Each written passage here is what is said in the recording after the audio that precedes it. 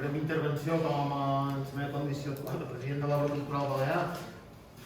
Doncs hem vingut una vegada més en mitjans cobert aquesta convocatòria que era, vàrem pensar, la vàrem idear en recordatori, en celebració, en commemoració del 8è aniversari d'aquella fita que tots tenim en ment. Nosaltres sempre hem pensat que la comunitat educativa, el sistema educatiu, l'escola, la formació, és un eix bàsic de cohesió social. Sobretot en aquests moments que apuntàvem de gran pressió demogràfica, probablement sigui l'únic espai on totes les famílies, on tots els alumnes, on tots els ciutadans de les Illes Balears ens trobam. Aquest tresor, aquesta característica de la comunitat educativa, del sistema educatiu, s'ha de tenir sempre molt present. A més, tenir en compte que en aquests moments s'estan formant, no sé si de 8 a 3, o de 0 a 3, no sé si de 3 a 6, però s'estan formant els ciutadans del demà, els futurs metges, els futurs arquitectes, els futurs presidents de l'Obra Cultural Balear estan formant aquesta gent, el sistema educatiu. Aquest valor no l'hem de perdre de vista, és molt important, el sistema educatiu.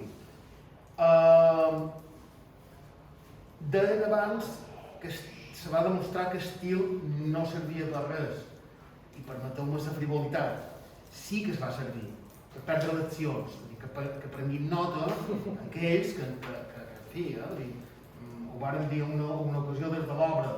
A vegades pareix que determinada gent t'oblida que se va arribar al Consolat de la Mar surfejant damunt una onada verda. Hi ha moments que sembla que algú havia decidit sortir en la mateixa onada. Les camisetes verdes hi són. El moviment segueix latent, disposat a rompre quan la situació ho requeresqui. Tant de bo no se requeresqui, tant de bo tots puguem seguir fent feina en normalitat i el sistema educatiu se pugui dedicar a allò que s'ha de dedicar, que és a formar les persones del país del demà.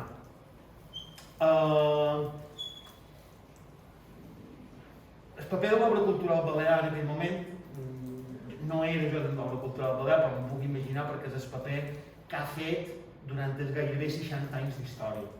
L'Obra Cultural Balear sempre ha estat en el servei de la societat, en el servei de les causes de defensa de llengua, cultura i país. I hi tornarà a ser. És avui, s'ha dit Carol Cové per aquesta roda de premsa, hi va ser fa 9 anys per preparar el que va passar fa 8 anys i hi seguirà sent. Sempre compromesa en societat civil, sempre compromesa en els ciutadans d'aquesta terra i sempre en defensa de llengua, cultura i país. Ara bé, qui no trobam que ha estat el manco els darrers anys ha estat el govern en matèria de la llengua.